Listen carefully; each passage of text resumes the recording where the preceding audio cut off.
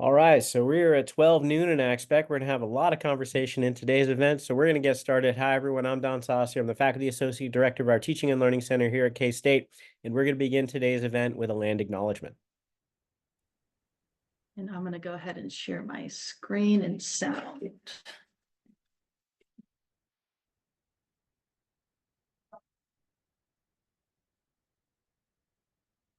Okay, Don, can you see my screen? It looks black right now. Yes, I see a black screen right now. Okay. All right, here we go.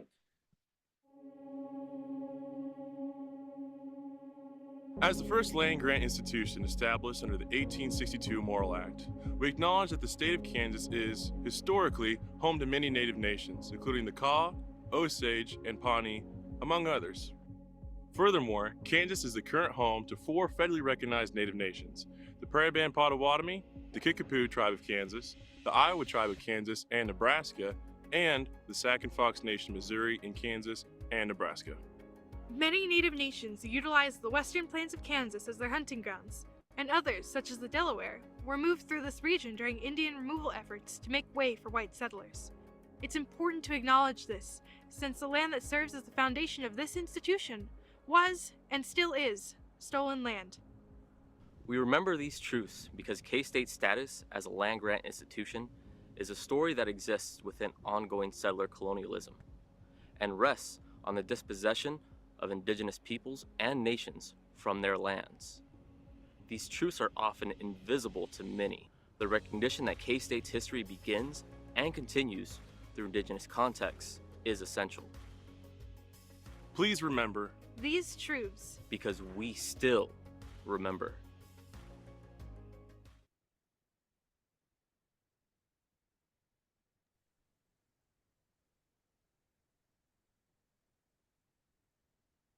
Thank you.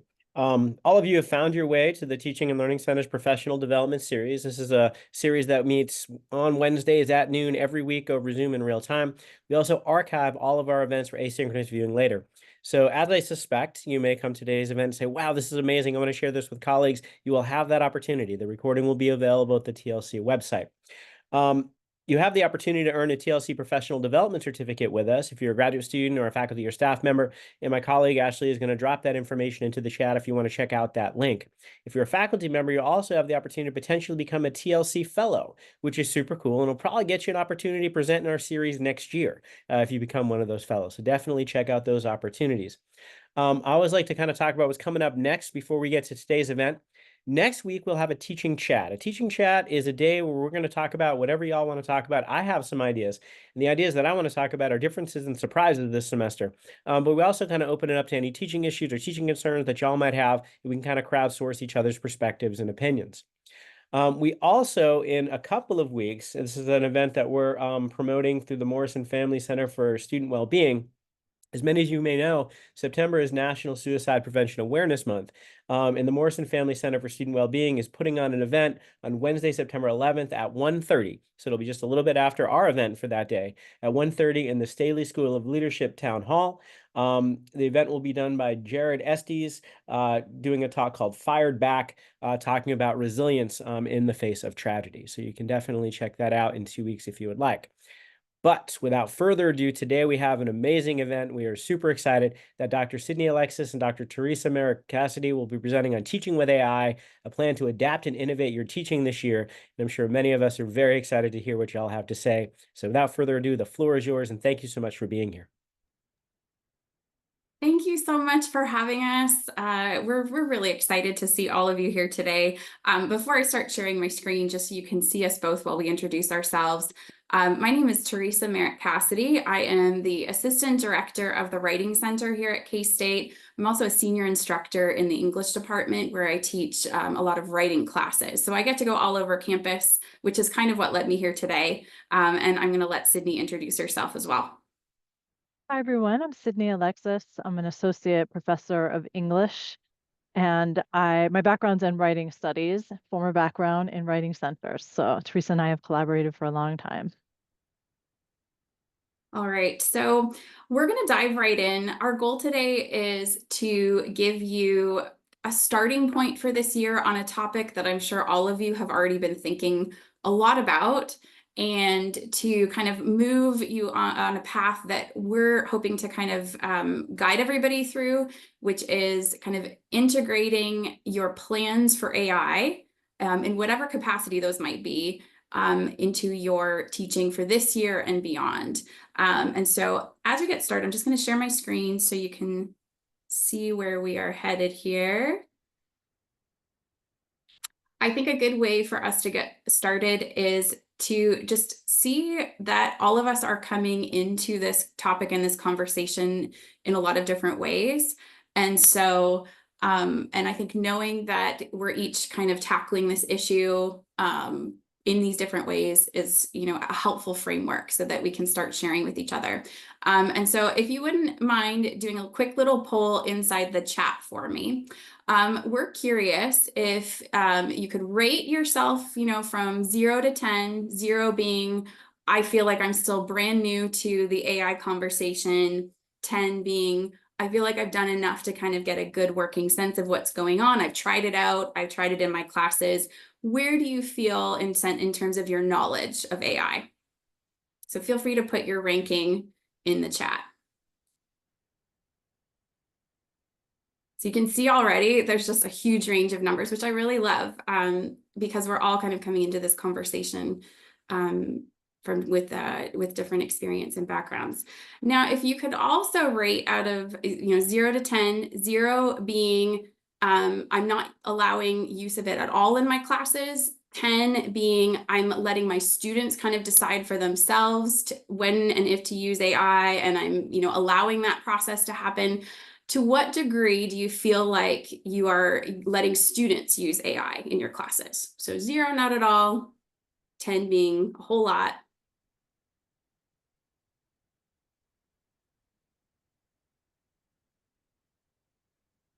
Awesome. And yeah, having assignments at this point that are requiring it, encouraging it. Thank you for that. It really shows just sort of the range that we're working from this year, even though the conversation has been going on for a while now. Our goal for today's conversation is just to kind of bring everybody's experience together and to bring our own research into this topic, to the conversation. Cydney and I, because we are writing studies faculty, have heard questions about AI a lot. And so that kind of got us on this path of studying AI and all its advancements, its opportunities, its challenges. And, because of that, we're doing a pretty extensive research process that we're using to talk about it. Our approach with today's conversation is to give you a general snapshot of what we've been learning on this journey, and also to kind of hint at some of the topics that we would like to explore in more depth with you this year. And so we'll preview some additional conversations that we plan to have. So without further ado, Cydney's going to get us started. So 2 quotes to begin with. The quotation on the left is from Simon Kahn's Brave New Words. And he's acknowledging that we should mindfully use new technologies to help solve problems. And he highlights types of problems it might address when he asks whether tools such as ChatGPT might help, such as to close learning gaps, to provide access to quality education, regardless of geographic constraints or economic limitations, to meet diverse needs and learning styles of students where they are, and also to address the limited availability of high quality resources of education systems globally. On the right, more comical one, maybe, AI won't replace you, the person using it will. And Kahn is also someone who says this a lot, that probably the people who are going to be most successful in the labor market are ones who know how to wield this technology.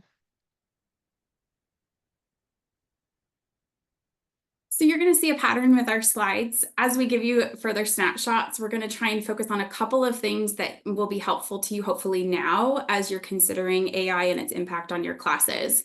So we're moving into 2 books that we think you can use to begin or enhance your AI journey wherever you are. The first one on the left is Ethan Mollick's Co-Intelligence, Living and Working with AI. And the second one is Teaching with AI by Jose Antonio Bowen and C. Edward Watson. We'll have links to all of these resources in the slides that we'll share. So feel free to, hold off on those details because we'll pass them along. There's a little bit more information about each resource on the next couple slides. So we wanted to just show you a little snapshot about the kind of topics that Malik discusses. He has an amazing Substack called One Useful Thing. He also sends out a newsletter. He's a Wharton business professor, and he's thinking in the context of preparing students for the workplace while also preserving skills that are taught in classrooms and in higher education. And his ideas are accessible for anyone new to AI. On the right, you see a snapshot from One Useful Thing. There's also an archive of exercises that you can use and rubrics that you can use in the classroom. And here's a little bit more information about teaching with AI. You might have already encountered Jose Bowen through his book, Teaching Naked, and we link you to his website where he has lots of fabulous resources. So he's been in this field of higher education and development for a long time. But Bowen and C. Edward Watson have this new resource out this year that provides some more in-depth kind of hands-on applications of teaching and learning with AI that we have been finding really, really helpful. Lots of examples, lots of practical guides. It's very pragmatic in its approach, but it's also kind of informed by a lot of educational principles that we're trying to balance here at K-State while we tackle this new AI thing that's showing up in our classroom. So it's a really, really great resource. So we include this slide about 2 industry examples that show how AI is being used, just as a kind of reminder that AI is bigger than generative AI and already being used to try and make lives better. Sometimes these terms can get conflated, AI and generative AI, i.e. large language models. So we just think it's a nice reminder to remember that technologists have been experimenting with AI to improve lives since about 1958. And a lot of the technology that we rely on, like GPS, traffic updates, predictive text, are also built by AI. The example on the right is a Boston Globe story that we found moving about a neurosurgery resident at Brown who grew fed up with incomprehensible medical and legal forms. And in concert with hospitals and colleagues across the country, he used ChatGPT to translate consent forms into vernacular English. We really admired how their paper title, which is Bridging the Literacy Gap for Surgical Consents, centers literacy and emphasizes access. And there's lots of stories like this that are popping up around the globe. So as we've been diving into the research on AI in higher education, we're running into a lot of like these tensions that are unresolved that I'm sure a lot of us are experiencing, that these unresolved concerns about privacy, copyright, ethics, environmental concerns, the big question of whether or not AI is something that we should be addressing in higher education, whether it's something that will prepare our graduates or deter them from learning the things that we prize and privilege in higher education fields. And so we wanted to acknowledge that these tensions are there, they're still there, and that we ourselves as researchers have not really come to conclusions about a lot of these bigger concerns. And yet, what we're finding in current research conversations is that even while we're still trying to figure this out, we still might need to think about integrating some aspect of either AI literacy, AI adoption, AI understanding in our courses. So the 2 snapshots we really enjoyed, the first on the left comes as well from Ethan Malik. He explores a lot of those skill sets that we consider really important when we teach in higher education, critical thinking, reading skills, literacy skills, the ability to kind of assess, debate ideas, and exchange ideas with others. What he highlights on the left here is that AI is starting to enter into that space in interesting ways. So for example, if you debate with an AI, a study found that they are 87% more likely to persuade you to their assigned viewpoint than if you debate with an average human. GPT-4, one of the most popular LLMs, helps people reappraise a difficult emotional situation better than 85% of humans, beating human advice givers on the effectiveness, novelty, and empathy of their reappraisal. And GPT-4 can also generate startup ideas that outside judges find to be better than those of trained business school students. And so the concern here is that AI is coming into this space that, humans have existed in and kind of challenging those skill sets that we're often trying to pass on in our classrooms. And so we might need to think about how AI might be impacting that. And then the research on the right is kind of the most current information that we're gathering on how workplaces and employers are responding to AI and how they're considering the new graduates entering into the workforce. So on the one side of this, graduates, a very, very large number, are thinking that Gen AI should be incorporated into their courses before they make it to the workplace. They didn't feel prepared for AI tool use in their workplace, and so they needed additional training. And then on the other side, employers were reporting skills gaps in the ability of workers to use Gen AI in the workplace. And so the tension here is that, prospective and current hires kind of share this idea that they need to have some type of knowledge of Gen AI when they enter the workforce. And so this question of whether higher education should be the space for that training and learning is coming into play. So some important conversations to have with students. And we wanted to note that an emerging best practice is a Canvas module or part of one on AI literacy. The Teaching Excellence Center at Rush University has created a Canvas Commons open access module that I can point people to that you can bring straight into your course through a file, for example. Theresa and I are working on building one as well for K-State. AI risks and harms, just talking through finding a way to empower students to make ethical choices and to understand environmental impacts, bias, and copyright, privacy. Concerns like what content should students enter into the tool? For example, are you comfortable with them entering your syllabi because they're probably going to do that? Or writing assignment prompts, PDFs, are they someone else's intellectual property?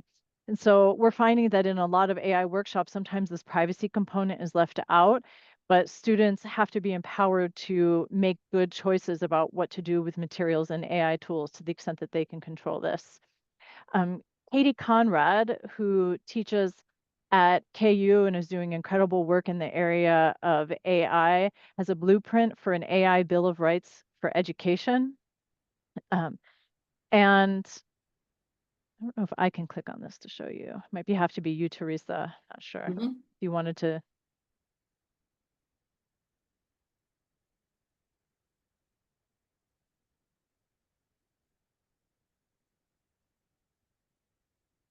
Make sure you can see what they've got over here. So here's her webpage with her preview of this Bill of Rights. This Bill of Rights talks about it from students' rights perspective and also faculty rights perspective, which we really like. So she's really thinking from all angles about use of AI in the classroom.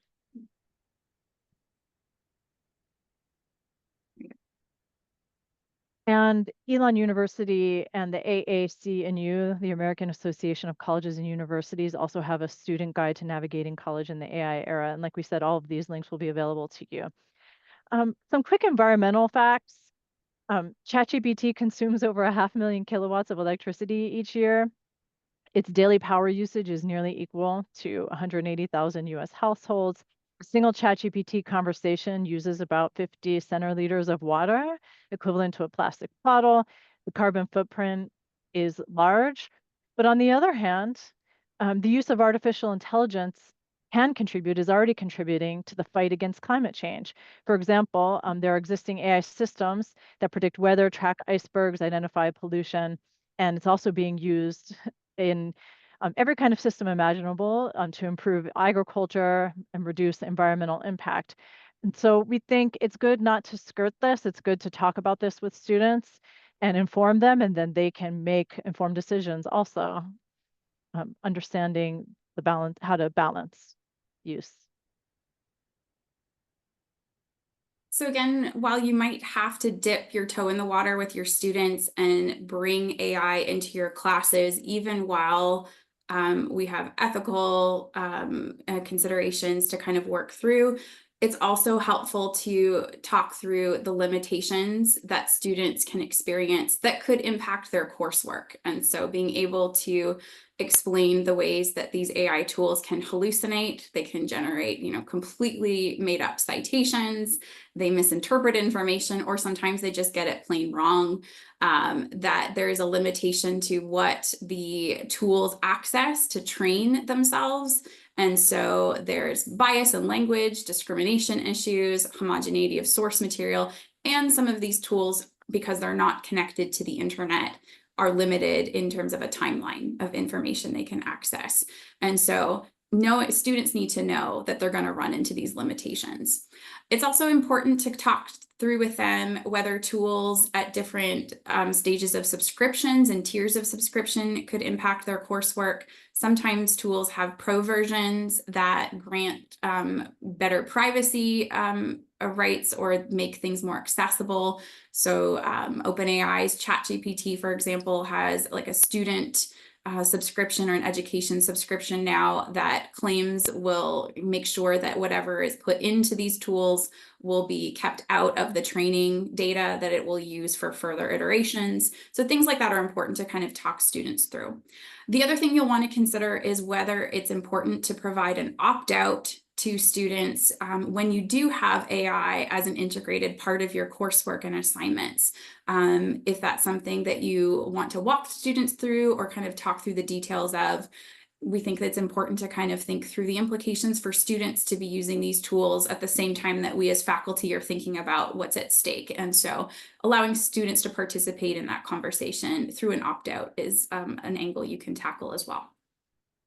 And I could just briefly say that I have my students sign an AI contract, and they tell me how lightly or intensively they tend to use AI, and they tell me the kinds of tools.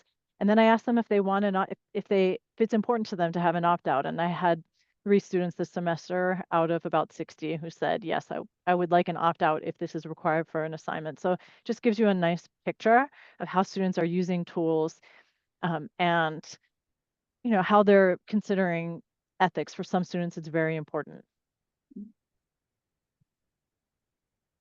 So 2 large language models besides ChatGPT. On the left, you see Poe. So Poe is a platform for using multiple models. So you can access Anthropic's Claude or OpenAI's ChatGPT. And Anthropic's Claude also has several models that it's different. Gen AI bots are are good at different skills. You can also make custom bots, and Theresa and I have been entering into this foray, and other people have created custom bots that you can access in Poe. The only downside that we've really found to it is it offers a pro version, but does not state explicitly anywhere whether data you enter into the tool feeds the corpus. And so that's just something to keep in mind. On the right is Claude, which most users find to be more literary and creative than ChatGPT. It's attuned to language. Its parent company, Anthropic, has continually stated concerns for privacy. And like we said, there's different models, Sonnet, Opus, etc. It does not do image generation like ChatGPT does with its DALL-E.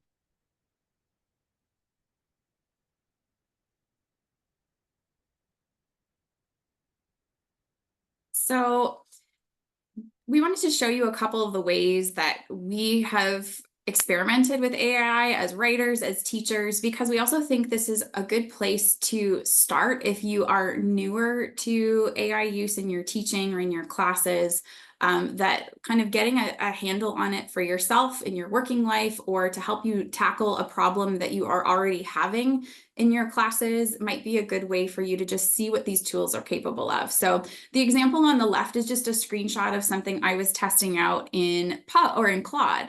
But with Poe as well. I have been dealing with sort of this challenge in my engineering writing classes, that when they do these big research projects, those typical projects that they spend a lot of time working on over the course of the semester, I'm trying to work through this tension where I would like students to learn how to come up with a topic, compose a good research question, something that puts them on this really great path to getting an awesome report at the end of the semester.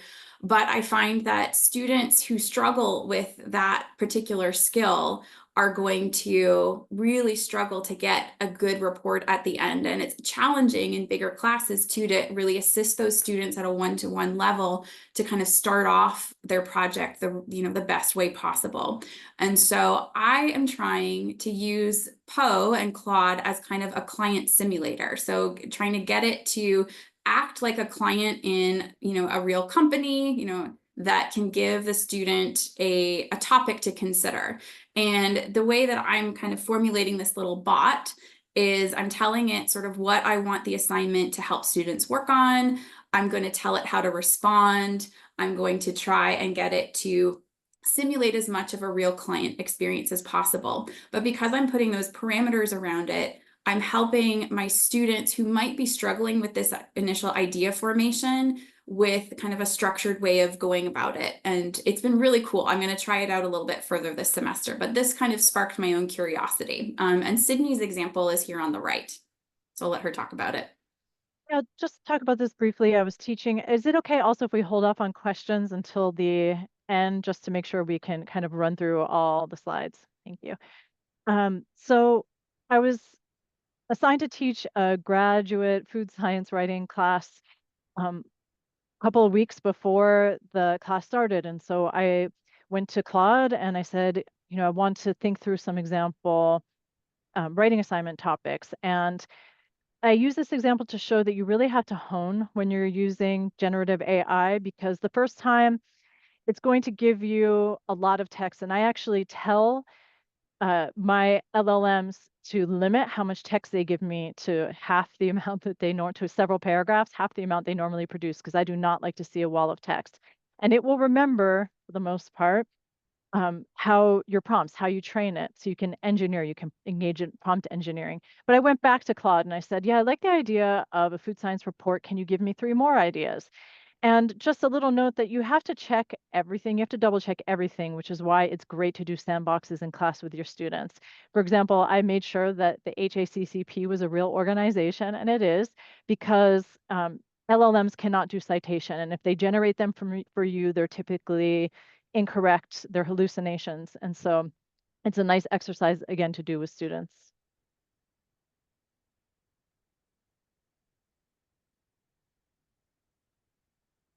So a couple of approaches to AI course policies. On the left, you see the AI and assessment scale by Perkins et al.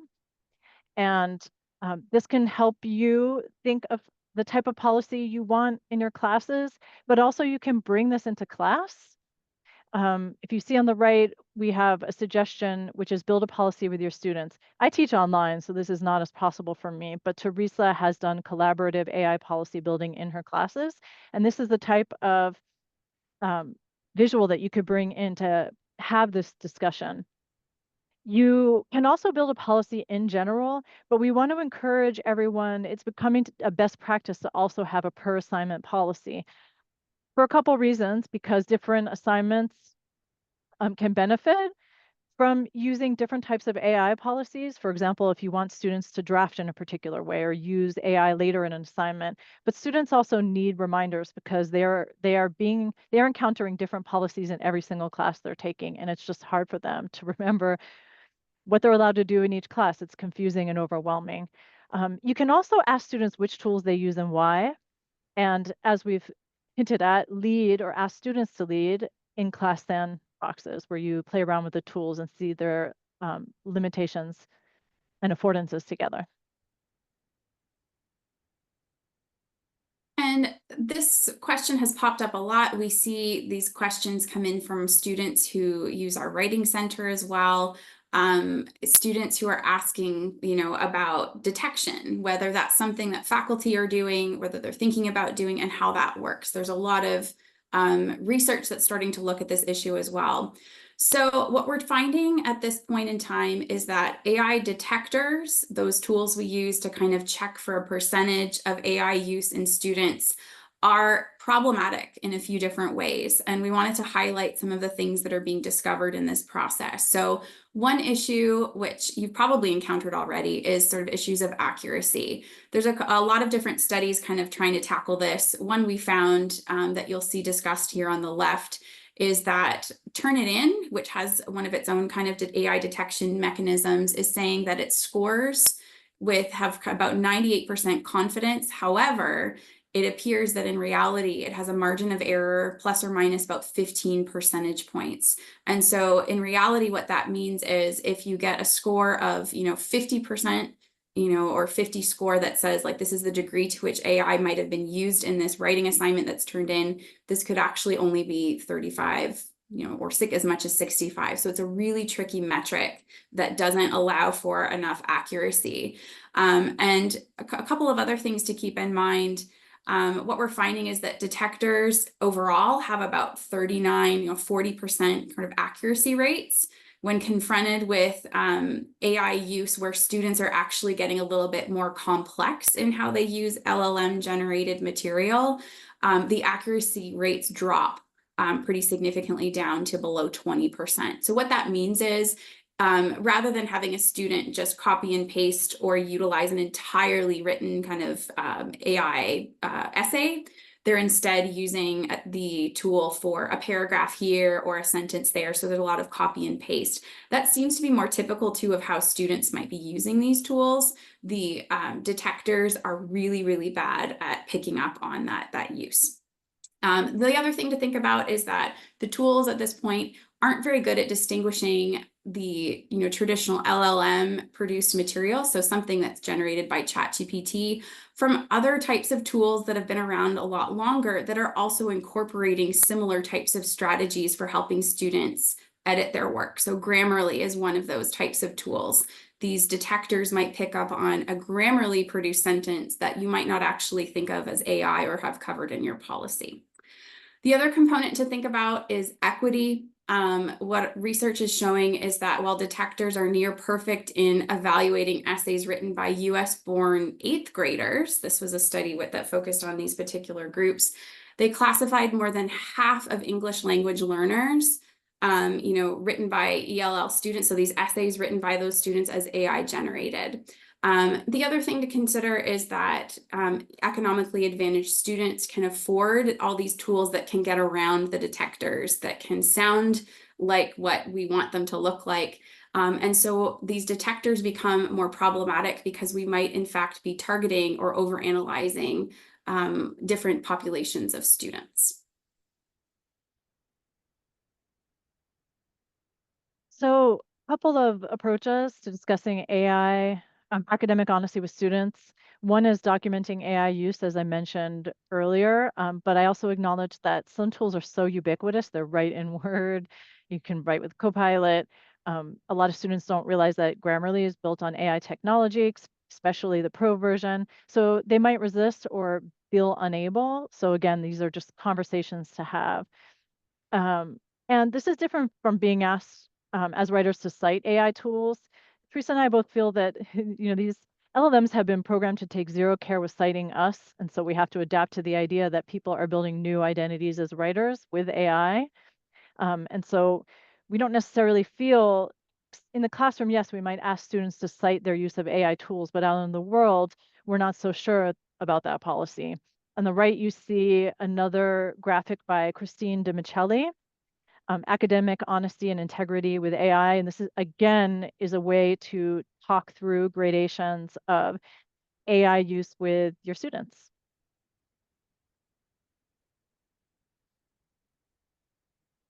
If you feel like you are ready to explore some of the ways that other educators are working with AI in their classes, we have two resources to start with that we recommend. The one on the left is TextGen Ed. It's a collection of different approaches edited by Annette V, Tim Laquitano, and Carly Schnitzler.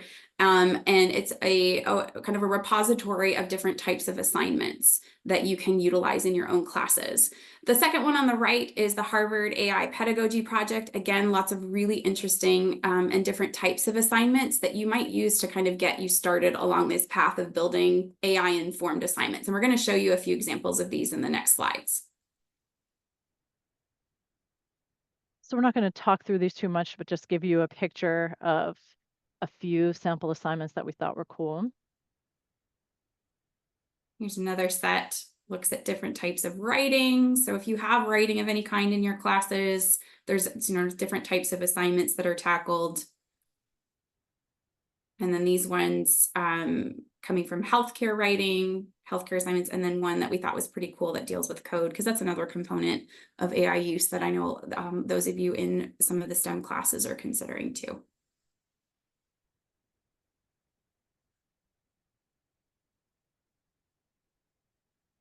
So resources for prompt engineering. On the left, you see Malek's, just a snapshot of his prompt library from More Useful Things. And then on the right, an excerpt from Teaching Naked, which Theresa referenced earlier.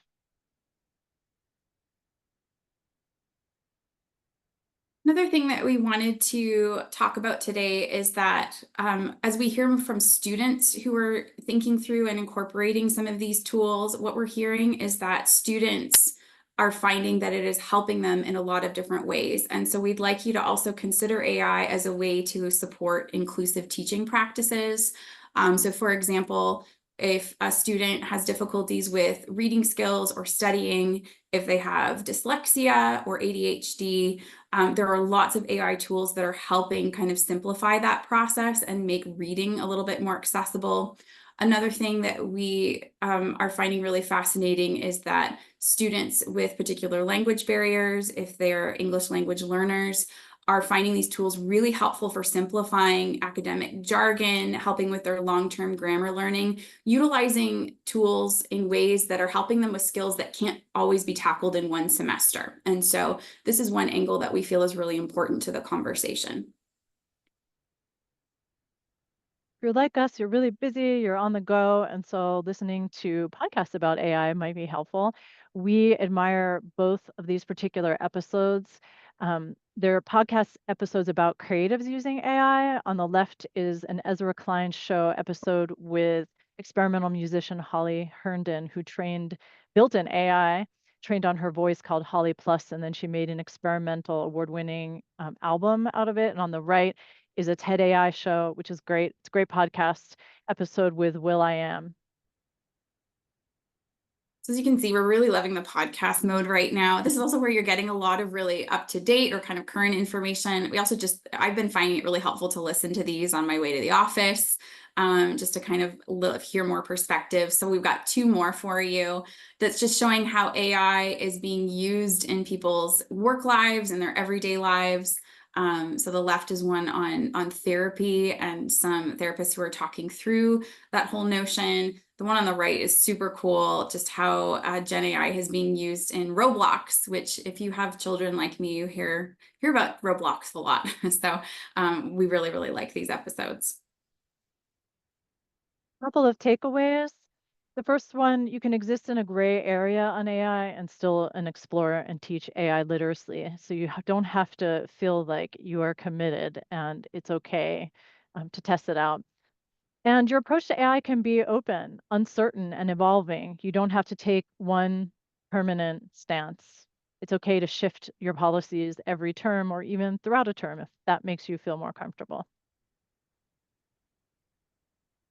With that in mind, because your approach might be evolving and you might be ready to tackle AI in new and different ways, we just wanted to give you a little sneak peek of what we'd like to do with you with AI in the coming year.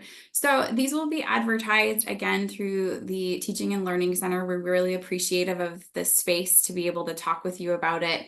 But you'll see we have upcoming a few events this semester that will allow you to get a little bit more in-depth support or resources on particular topics. So Later in September, we would like to do a sandbox session, one where you can actually bring, you bring your tools and try out something like ChatGPT or Claude or Poe and troubleshoot, share experiences, kind of experience the tools together.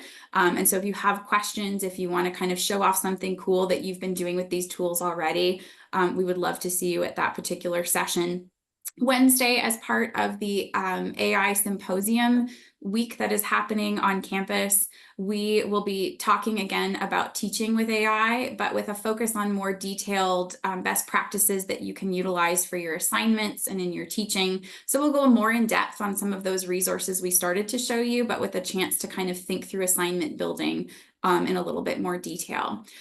We also wanted to make those 2 books that we showed you at the beginning of the presentation, like a book club opportunity, a more relaxed kind of low stakes way to talk through the issues. And so we would love for you to join us in reading Teaching with AI this semester. And in November, before we leave for Thanksgiving break, we'll have a moment online where we can talk about it, talk through your ideas, share resources and conversations that you're having.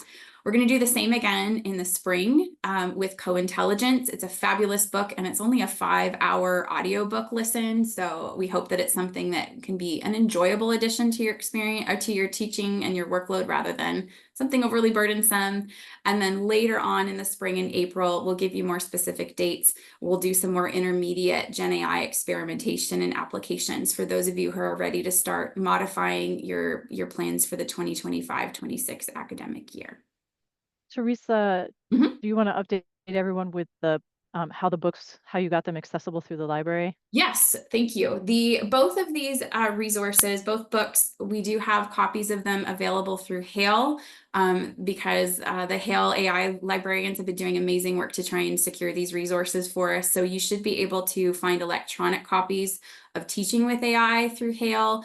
And then Moloch's book, I'm not sure if we have just a physical copy or an electronic copy, but also through Hail and through the Manhattan Public Library. Both that it's available in both formats through MPL. And so there's a few ways you can get to the text if you need them.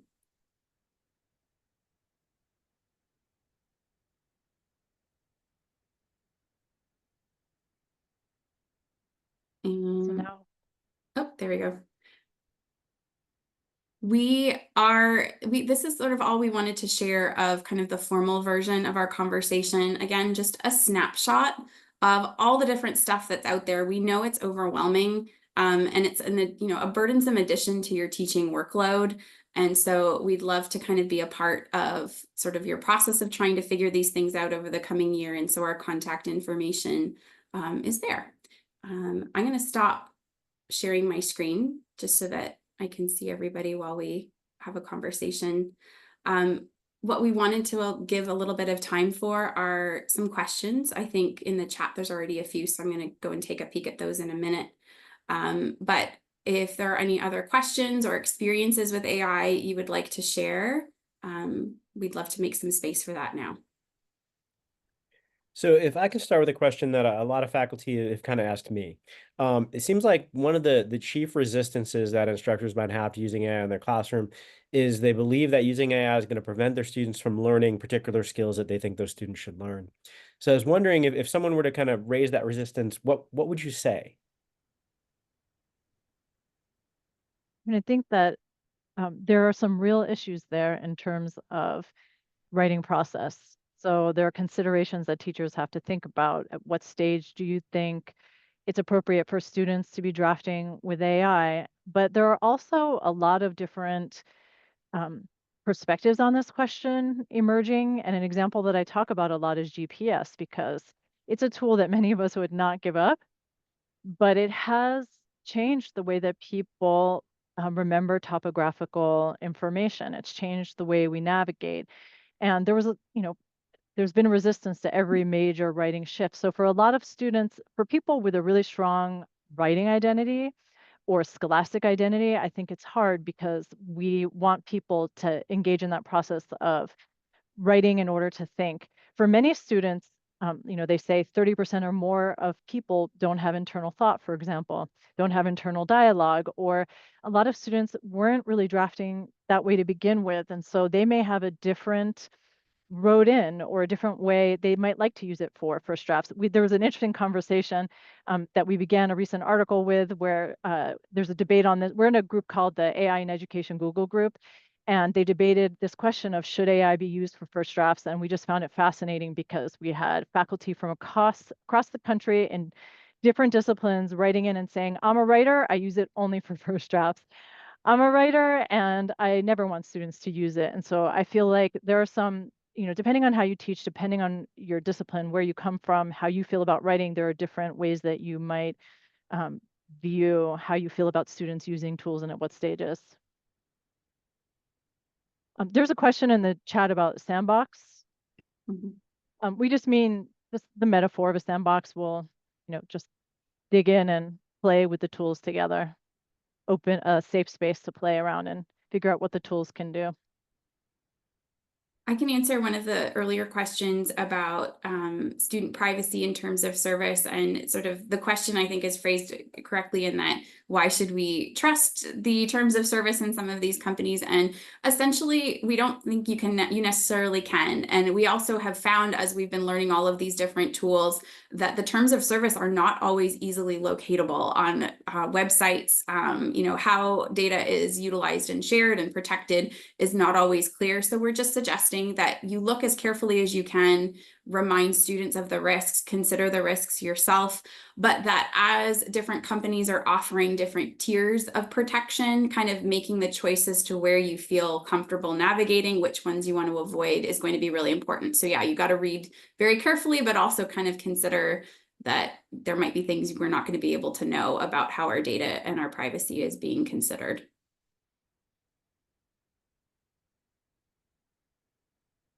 Just to speak to Nathan's point in the chat, he says, note that the GPS example speaks against using AI. And, I agree there's losses and gains, but there have been a lot of gains with GPS in terms of access, navigability, safety. So I think with AI, everything is a two-sided coin. And for Theresa and for me, at least, the important thing is talking about both of these sides in the classroom with students. Mm-hmm. Just looking through all of the questions still to make sure we tackle things. Melissa, you're raising sort of a couple of things you're considering, honor and integrity issues, impact on the climate, a lot of things where I think in some cases the jury's still out sort of on climate impact, and we have to be aware, but also make, choices as to how we're prioritizing environmental impact in a lot of different aspects of our working life, conference travel and all sorts of other things. But yes, it is a concern, and that we recognize different people are going to make different choices that are going to work for them.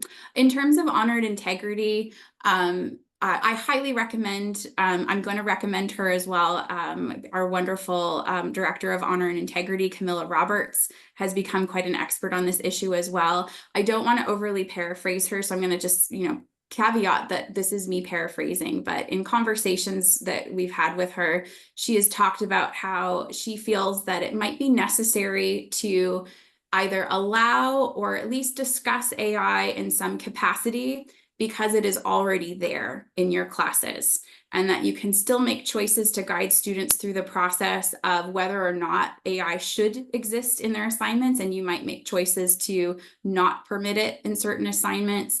But I think the important issue right now is recognizing that it's there, and that transparency in how you talk about it with your students is going to help them feel more comfortable navigating this issue. There are a lot of students who just feel so unsure if they're doing things the correct way, also because different faculty that they have different approaches. And so we hope that the transparency element is going to help with students who are trying to navigate that issue ethically. When it comes to those students who are going to use it, to cheat anyways, it's an ever-present issue that we have to, make sure we're accounting time for in our conversations. But I think your points are really important. I'm going to interject And briefly to say that Camilla Roberts will be visiting this professional development series on October 9th, and will share her thoughts about AI in that capacity. And that will be 1 week before Doctors Merrick, Cassidy and Dr. Alexis come back and talk about some further things. So that'll be a good setup for that conversation. Awesome. Anna, I see that your hand is raised. Yes, it's just a comment about using AI. I have experience. I'm doing coding, like with programming languages. And I, for example, can teach students how to parallelize their code into multiple cores to speed up the process. However, what I did in my research, I just let AI parallelize my code that I already written. So I can faster achieve my results and move on to the next research goal. I think this is very important. It's just a great tool, and we have to incorporate it in our research and teaching as well. Holly Herndon, that musician who uses AI, talks about this, that, just acknowledging that this is a really major step in our evolutionary story and to engage with that point, that this is also going to be transforming our writing, our research, our teaching, our scholarship, and our lives as well. Leslie. Nathan actually had his hand raised first. I don't want to cut in line. You're okay. Okay. Because we addressed the comment in the chat, and so we're going to move next to him. Okay. I have two questions. And the first is if you have any sense of if there's any AI tools that could help mediate a class collaborative experience with both remote and in-person students. And then my second question is at a different level, and it's wondering to what extent industry or donors might be throwing money at professors saying, hey, we want you to use AI. And so there's going to be a different impetus for incorporating AI into teaching coming from funding that's being given or directives that are attached to that money coming towards faculty. And I think that is happening to different degrees in different parts of the country. And a lot of schools are kind of like ASU are racing. Theresa can actually talk about some cool initiatives that they have going on. Do you want to actually address the ASU example? Sure. Yeah. And so Arizona State has been one of those ones that's come out as, they formed a partnership with OpenAI. Sam Altman came out to visit their campus and they developed this partnership that's now been launched. So I had a chance to listen to a presentation by their head of AI integration. And so they talked a little bit about this. What I didn't realize, which I thought was super cool, is that yes, there's a lot of funding being poured in by corporations into education, and this pressure to kind of think through, how to use it, put it on your campuses, give it out to students, that we have to acknowledge is there. But ASU has taken Sam Altman's money and OpenAI's developers, their resources, and they are creating education-informed tools of their own right now, which I thought was really cool. That through this partnership, students, faculty are being given access to Silicon Valley developers and are kind of thinking through ways to kind of take what OpenAI has started, but move the innovation forward with an education mindset to kind of look at ways that we can do better. And we're already seeing a little bit of that kind of innovation happen. I know OpenAI has launched their kind of OpenAI EDU. I forget what it's officially called, but with the goal of trying to make these tools work better in education settings. And so this is not to kind of whitewash these really intricate conversations, but I thought that was important to kind of think about that in using these tools in educational spaces, there are people who are innovating and making them work in ways that corporations have not been able to figure out. So yeah. And when it comes to your collaboration request, I actually don't know if I have an answer for you, but I'm going to look that up because I can imagine ways that it would be really helpful to have a tool that could help you mediate that hybrid teaching moment. So I hope I can give you something more specific. Yeah. Oh, Nathan, finally.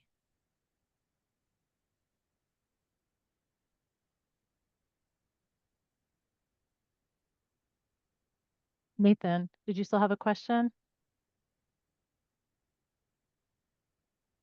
Oh, you Yeah, might we be can't muted, hear you. Oh, Nathan. yeah.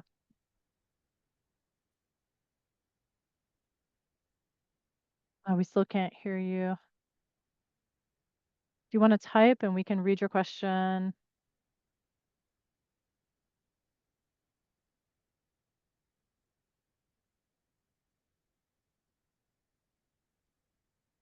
There's a request to kind of think more about concerns for student privacy. Is there something specific that you would like us to tackle or that you want to talk a little more about? I just want to make sure I'm understanding the question. And Dawn, are we over time? Is the limit My 12? hope is that we finish this year at 12:50 so that people have time to Okay. get to their 1 o'clocks.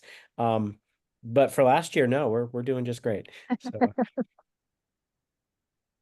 Maybe a final question or comment? Nathan, if you want to type it, we can address your point. I really appreciate the issues you're raising, Nathan. I think it's a helpful way to also wrap up the conversation that I hope when you hear us talk, we aren't necessarily advocating for AI or against AI as the technology or even for AI adoption in, completely unreserved ways.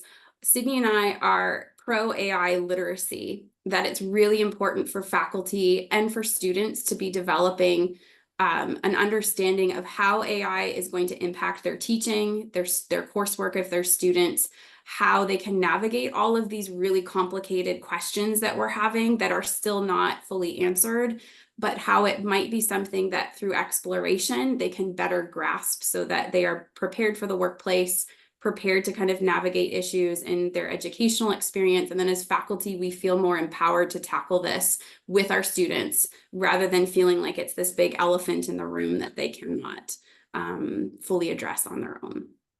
And I can just quickly answer Nathan's worry, which is that we haven't answered Dawn's question. We have good reasons to think it might benefit society, but how about instruction? I'll just say that I had this really moving meeting with a student who had used AI to completely generate an assignment. And so best practice emerging, which is a lot of labor for instructors, is to meet one-to-one with students. And so I met with him and he just broke down. He said, I'm the first person in my family who's going to graduate college. And my brother is in jail and things are very emotional. He said, I have severe ADHD. And what I use AI mostly for is I read text, but I cannot retain information. And I find it really frustrating. So after I read text, I turn to AI and it helps to paraphrase so that then I know if my interpretations are correct. And so we talked a lot about what was appropriate and not appropriate use. And we worked together on how he might use it for the rest of the term. It's just a tiny example. We would love to talk through this more throughout the series, ways that it can be used to benefit instruction in the classroom. This is just our snapshot today. But that's just one example. We thank you all for being with us today and look forward. Hopefully So to I seeing would you like at to book club. remind you that we're going to have many more events with Doctors Alexis and Merrick Cassidy over the course of the academic year. One will be in our PD series in October, but there'll be, I think, 4 other events that will happen over, and we will tell you all about them in our announcements as we get a little bit further. But I want to thank our guest today for giving us a very, very wonderful introduction to using AI in our teaching. Thank you so much for being here. Thank you Thank you. all. That was awesome. Thank you. Remind you can get TLC professional development certificates or become a TLC fellow. My colleague will drop the event information for that and a link in the chat. We'd love you to do a post-event survey on this wonderful event that we just were all at. They have graciously allowed to share the slides on the website, so you can check those out. There'll also be a recording of this event that you can look at later or have other colleagues of yours watch asynchronously as we kind of all struggle with this new thing that is coming. It's come, and wishing it gone is not going to work. So we got to kind of figure out a way to kind of make this work for the best. So once again, thank you so much for being here. Both our presenters who did a wonderful job and everyone in the audience who made time for this. We'll see you next week here at the TLC PD series. Thank you.